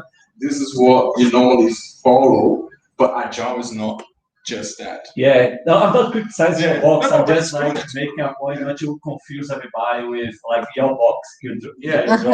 But Sprint. in your case of project management apply for other industries. For example, if you have your processes that you're running waterfall, and those ones are great work, you have the resources, everything is tuned and working.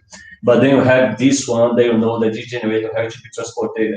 You can get a small team of people that you trust, and you know that the people can accept responsibility, you can delegate stuff to them, and instruct them to work Agile. You know, you say, oh, guys, let's put a board here in the middle of the room. You're gonna draw every day the time of the board. If you contact the manager, because I pass here, I can look to the board and I can see how things are going. You know, so you can use tools and give them tools for them to manage that process in an Agile way to fit into your waterfall process. So this way, you don't have to do stand-up meetings at the beginning of the day. You do one time and you say, what do you guys think about this? Do you prefer doing a lunch? Yeah. You know, it depends on how your team accepts to work, because at the time they accept, it's their responsibility, you know. You won't load it with their responsibility anymore. You take your time, you're going to work on other stuff because they got the responsibility themselves. Yeah. You're responsible. You need people to understand ownership when you do this. So if I'm telling you, if you're Agile coach or Scrum Master, can you do this? Yes, I will do it. That's it. I don't have to be micromanaging you. Is that done? Is that done? Is that any problem? Don't have to. It's not your job. I'm gonna be responsible for my things, right? That's when ownership, like working the company now, I started, it's like, oh, why is this code that way? Can I change? The guy look at me, own it. It's yours, own it. Powerful, yeah. Yeah, I said, oh, okay. And I change everything. Like, cool. It's a lot of my, then I just give you an example. It's about 200 lines of code. It's like, oh, this is too much. I don't like that. If it gets to 100, I split to different components. I split different files because I want to modularize this thing to one thing, that other thing. So that was all in one place. Like, cool. And then I start modularizing everything separate. Everything has a structure. If you go and look at the code, you understand because it follows that structure. It follows everything in one place. But do I change it? Can I change it if it's not Agile or a different approach? No, I'm not saying it's a different approach. People be scared to change it, right? Oh, someone did that. There's a reason for that. Don't touch it. No, I just went on it. Say, okay, change everything. And he looked and said, oh, that's good. I understand that. Cool. So on. So now, from now on, he knows what I'm going to do. He gives us the task. He knows I'm capable of. He walks away. And then 2 weeks later, the end of sprint, it's done. Tested. Cool. Next. You know. And then when I say, oh, I need to do a talk at my room, it's good. You know what your task. You need to finish your task. Do whatever you want to. Cool.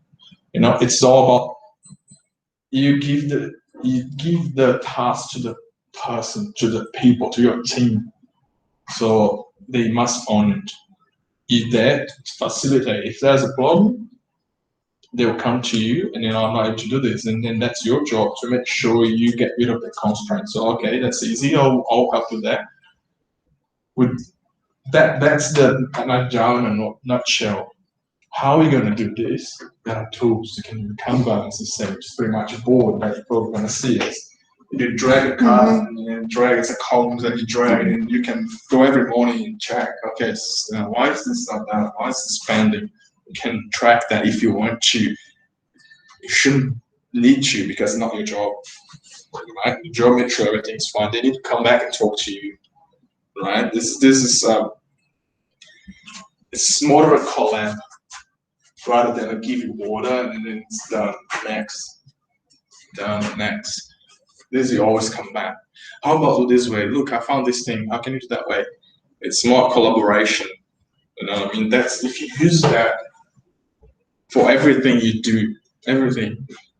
I have this is a strong statement, but I use that for everything I do, and it helps you to deal with the generator comes from different countries. They're not be able to do that. But if you use this sort of think agile structure thing, collaborate, talk with this person. Can you do this? Yeah, okay, that's your job. Bye. Next. Oh, I need you to help this guy. Go bye. Oh, it's gonna come to you. This won't be delivered to Rio. It's gonna be delivered to São Paulo. Can you sort of transport you here? Goodbye. So people who own what you ask them to, that's their job. So you're just gonna make sure that you need to go to São Paulo to pick up. Just giving an example. To pick up the generator. Okay, here's your car. Here's the phone. Here's the guy's gonna meet you there. That's your job. You just go into the task. You're just gonna facilitate for the guy, the person, to do the job without constraint. Without have to stop. Oh, sorry, I'm stuck here. And then if you're stuck, you might have to reassess then why you're stuck, and then you talk, and then get rid of it. Next time what happened, because you know that can happen, sort of thing. So you learn as you go, and then you pass. Again, the person that you ask to do the job, they say, I can do it, go on it. That's your job now. You don't have to be micromanaging. That's what I don't like on that one. Like everything is a plan, like it's a done. When I studied at UQ. I did a postgrad in project management, and I was heavily on that book. It's like, oh my gosh. And you think it's easy because you work a long time with that? It is not this. It is just because it is not the monster that you guys say. Like everything has the interpretation that you give. So I've never studied. I never worked mainly because. To be honest, even working on the waterfall way, construction in Brazil, they are pretty resistant with any kind of methodology or anything in the construction. So I imagine me, a woman, I can say this, like this is really hard to work in construction area, mainly oil and gas, and I was a PMP, and they sometimes some projects they only could get the project because Petrobras it was mandatory that you had quantity of PMPs at the company, and I was one of them, and so at that time almost all proposals, my resume was there with my certification, so they could take the project, but they make fun every time.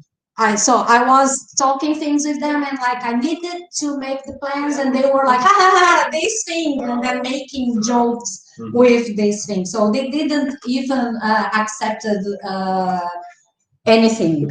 So imagine talking about like go and talk about agile, do this or that. For them it was like, this is like PS. We don't use it at all. But I think that's why I said it is more on leadership rather than like you need to use your soft skills to realize. And this thing, the PMO, it is only a guide.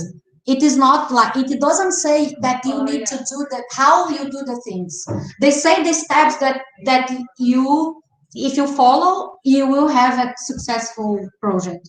And it never said that you need to separate things like this or that.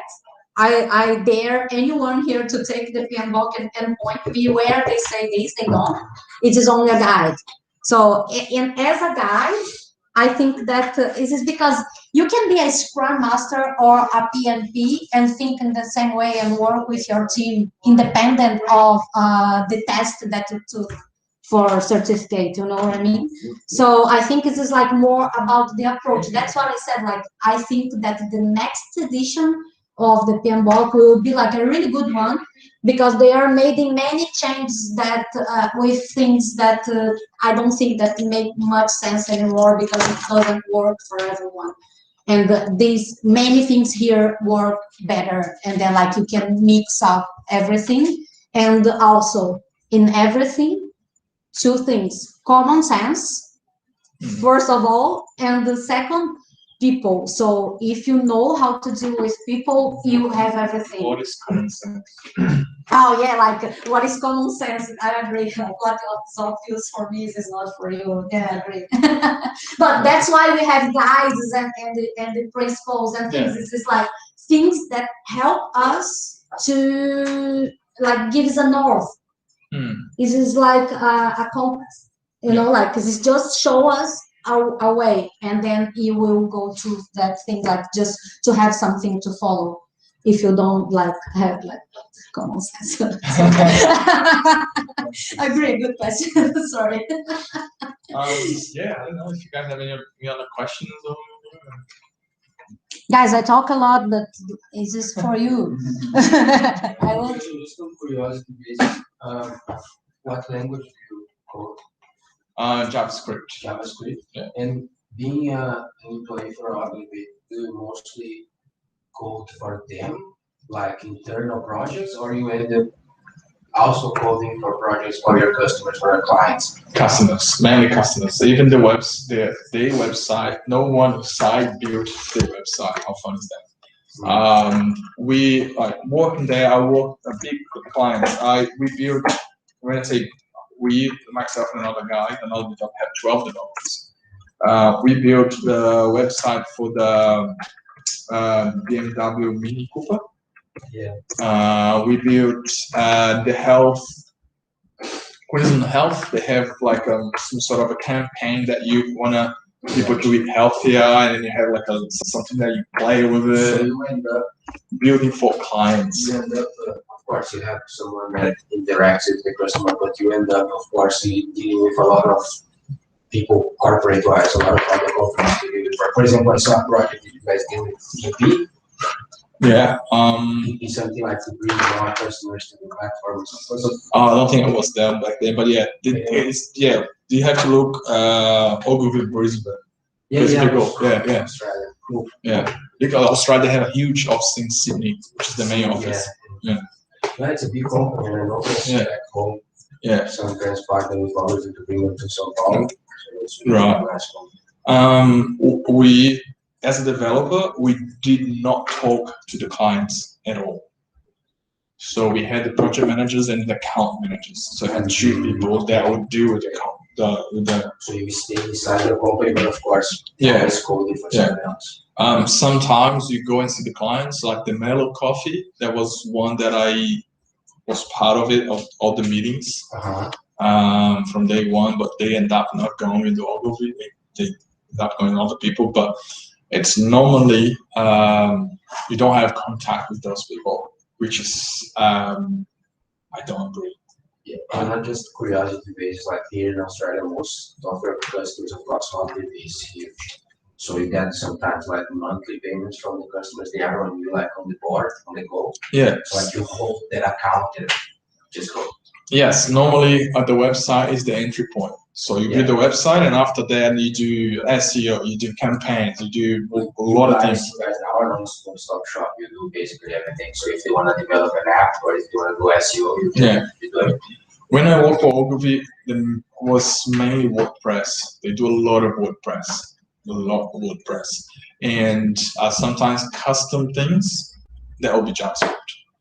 All the animation, Crimson Health was heavily JavaScript because it's a lot of animation. You click and things start spinning, and yeah. But just now, curiosity, if you wanted to, if you would say people here that have never coded and want to start coding, what language do you think would be the easiest one to start? No Python? No. JavaScript's Java, straight away. JavaScript's gonna run the world. Are you sure? You don't think Python? Oh, you have the backend languages Yeah. like Python. You have like the company that they do C# because it's the information they need to run that. I don't think they need, but because it's really they rely on that for years. All the devices they pull information, do all C# and bit of .NET. I don't even want to touch that. No matter what, you think Java. JavaScript. I think that Java is really good when you think about machine learning or something like that. Yeah, of course. But I think that JavaScript is so interesting nowadays because you can work with Node or React or something, these frameworks that's very popular nowadays. And you can work in a front end and back end at the same time. And maybe it's became more popular. Maybe if you are a really, really good Python developer, you can find a position that pay you more because everybody now think about JavaScript and study JavaScript. I study JavaScript nowadays, just because the new frameworks and that's it. But I think that if you think, oh, Python is it's very interesting, it's easier to learn, it's fast to build something, and JavaScript sometimes nothing complex to understand and it's dynamic. Yeah. The only thing I don't like about from a non-coded point of view, Right. code at all. Right. JavaScript is very dynamic. One thing I say JavaScript because JavaScript you can do front end, and people are using the engine, we call engine behind the browsers. Or what you see in the browser is an engine that make it happen. They pull that engine and put it in a server side, which they call Node. They use JavaScript, right? So nowadays you can do JavaScript front end, JavaScript back end, Python, C#. Once you learn one language, let's get that way. Once you learn one language, to switch to another, it's not hard. When I say it's not hard, I don't think you're gonna, okay, yeah, cool. It's just the syntax will change. The logic will be the same. It's a machine. It's kind of something in a way, it's like languages that are in a bit way they are different, but they all come from Latin. Yeah. That's Which the best way to industry would you like to work? Man, I've worked already with technology back home, but as I said, from the business point of view, I connected with developers, so I never code, even though I have knowledge about it. But today I have no clue. Today I would love to work in something regards like tech, but also sales. That's where my background is. So I keep the human side of the game. I like to be face to face. I like to sell, but I believe that the developers and the people that normally code, they need this. They need to bring their products out of the game, and sometimes that's a very good complementary profile. So that's what I'm looking for. Programming helps you a lot to think, to build your brain and like logical thinking. Both Python and JavaScript are really good languages. Yeah. And both can help in sales. If you can create the sale website yourself, definitely JavaScript. But if you want to analyze data, you use data science, then Python. It's a very hard decision because I've worked with technology, not coding, just by understanding what I needed. But at the same time, it's a very big thing to say, like, okay, now I'm going to start developing, start coding. I don't know if I would do that, or if I would still looking for people that do it and actually need me from the other side of the game, because maybe I don't want to jump in this coding ocean that I've never been. Whether maybe I'm doing something different. If you want to go coding, the first thing I asked myself, am I visual or not? The very first question I asked myself a million times when I decide coding, and I need to see things. Like I need to see. So why I'm saying that? So if you're visual, you tend not saying that you are going to, but you tend to go front end because you want to see the things. If you're not very visual, but you like the logic, you like to hit a button, see a lot of things happening, sort of in the background, you're more of a back-end guy. You know, that's one thing that you need to decide. Nowadays, I like both, so you're full stack. So you just need to see for the market here, as you say, like a lot of JavaScripts. Like, I'm a React developer. It's like people knocking the door every day. It's get to a point that, oh, that's cool. Now it's annoying. Because how long does it take to become certified JavaScript? I don't think you can get certified. Can you? I don't know. Can I don't you think so. No. No, not certified, but I mean, how long does it take so you become someone that actually can get a internship job or something? How quick you learn it. So there's boot camps that you can do. I'm just saying today there's probably a Google Academy with that, and they say like 6 months or whatever, something like that. I started like content entry. Like I started studying and it's like, oh, I want to do IT. That's pretty much what I say. I want IT. And I started content entry, like an overview. As a guy, a person that's content writer. You write the content, but you also put the content in the website. That's what I started. I didn't write anything. I would get the content, just type on website. I think that between 2 days and 2 lives, because as you told you, Code Academy, you can become a developer in 2 days. And besides that, you never stop learning. So Yeah, of course. It's endless. But I think that on the basics. how long time do you have to study a language, like doing exercise, developing something free? I started to study and I stopped because I'm not a developer. I always work in IT area. I was a Scrum Master in Brazil. I worked here 6 months as a Scrum Master. I was project manager and business analyst in Brazil. But I realized that developers a better job here than a Scrum or something like it. If you are a really good developer and became a Scrum, it's really good. It's better for you.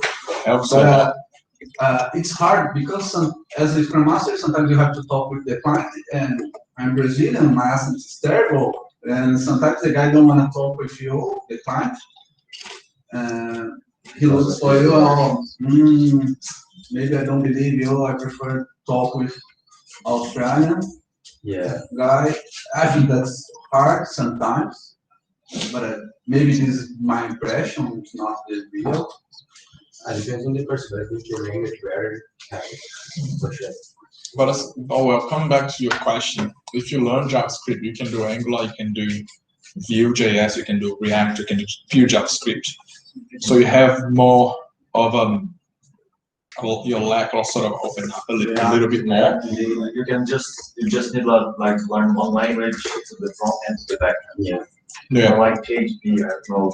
PHP for the back end, then you have to know like JavaScript to a bit of the front end. What do you learn one language for everything? What do you think about TypeScript? We actually use TypeScript. Yeah. I hated it at first, love it now. Yeah. Because what TypeScript does, it breaks a problem that JavaScript has, because JavaScript is very dynamic. Sorry, you can do anything the way you want, right? That's the problem of JavaScript, because you just like do whatever and it works. If it works well, performs well, that's other topic, but it works, right? Yeah. When you use TypeScript, you put a layer on top of JavaScript, and then this thing's gonna do one thing. It's gonna get one string or one type of thing. It's like type. So you cannot. If you try to put something else, it won't let you. So that the way you do, it's one thing only. So TypeScript just a superset of JavaScript, right? Yeah. It's just like with the definition. Say a string is gonna be a string. Right? JavaScript, you can set everything. You don't know if you're going to a string. You can change things as you go. You go halfway through the compilation, I'll change that. Yeah, okay. Why not? You can do it. Whatever. The TypeScript, you might be able to change that, but you have to change that to something similar, like a string. You cannot, if I'm talking a bit technical now, you cannot go halfway through it's a string and then you put a number and one fail. Stop right there. As you told us, some projects you work with WordPress. Yeah. And the backend of WordPress and PHP. And all the time when I have to see WordPress and run away, I don't want to learn. I don't want to touch. I always looking for other solution to solve the problem, but I don't want to touch the code. Yeah. Just because some guys put PHP on the sky, but this is the most used language in the internet, but I don't care. But do you have to touch? Not anymore. Now I work very specific. There is no, like, I literally do JavaScript every day. Oh, okay. I don't touch PHP. I don't touch C# because I'm a front-end guy. Oh, okay. PHP, more specific, WordPress, that helped me a lot. Even though I don't want to touch it anymore, WordPress, I cannot criticize WordPress. It opens a lot of doors for me, a lot of doors, because people use that everywhere all the time. So if you want to build a website, people tend to go WordPress. Do I love it? It works. It works. Performance-wise, are the best. Don't want to give my opinion there, but it works. You get a website, you get an e-commerce, you get anything you want with WordPress. Yes, I built, you name it. I built everything in WordPress. I built 300, 400 websites using WordPress. It works. Yes, it works. Do you like it? No, I don't like it. Yeah, I like JavaScript. Yeah. Just because it's dynamic. And I like to see the animations happen. I'm very visual. I like to see things happen. When you click and then all those things happen, I say, oh, that's cool. I like that. But I would, to get the first job, let's put that way, to get the first job, I would learn WordPress. It's not hard. It's not hard. Yeah. I'll give you 6 months and you learn WordPress to a point that you can be a junior for a company doing WordPress. And that, once you do that, it opens the door for you, because as a junior doing WordPress, you're going to have projects that are going to have JavaScript, do with JavaScript. Another project you have to connect to the API. Oh, okay. JavaScript. Pro doesn't have to be, but most likely will be a JavaScript that you connect to the API. And then, even though it's WordPress that you're doing a lot of other things to use that WordPress. That's why I say it helped me a lot, because I use Vue.js, I use Angular, and then I end up going to React because I didn't like those two, but I tried. Vue and Angular, I tried those two, build on top of WordPress. If I didn't have WordPress, I wouldn't build those. You know what I mean? So that's why I say they open up a lot of doors. Don't like it? Right. My partner works for a company. She looks after a couple websites, and there's a bug. It's WordPress. Send an email. It's like, oh, really? Okay. What's the problem? Even smaller, I don't want to even see anymore. But I shouldn't be saying that. I should have been doing that, because it opened the doors for me for the market. Yeah. Yeah. If you want to learn something to get a job, learn WordPress. Yeah. That's my advice. You don't have to stick with WordPress, but learn that. I mean, Australia market. I don't know other markets. I don't know Brazil. I don't know other markets. But in Australia, it's strong.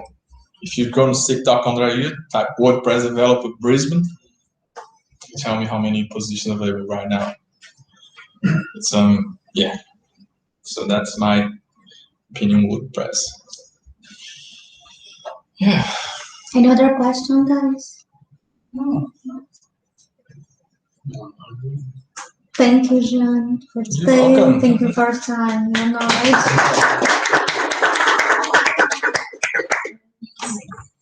Cool. you guys have any question that pops up later. I will stop the recording.